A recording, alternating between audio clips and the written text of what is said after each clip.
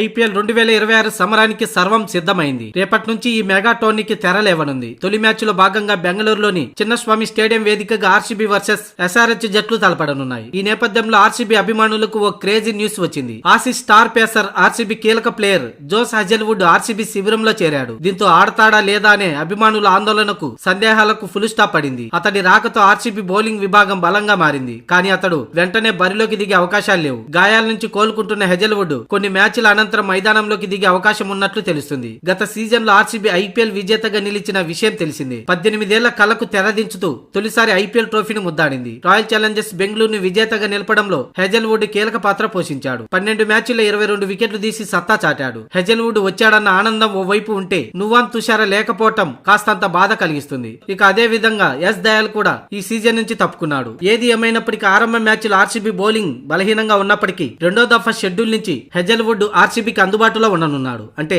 ఓ 4-5 మ్యాచ్ల తర్వాత ప్లేయింగ్ 11 లోకి రానున్నాడు. కాగా ఐపీఎల్ 2026 సీజన్ తొలి మ్యాచ్ లో రేపు సన్ రైజర్స్ హైదరాబాద్ తో ఆర్సీబీ తలపడనుంది.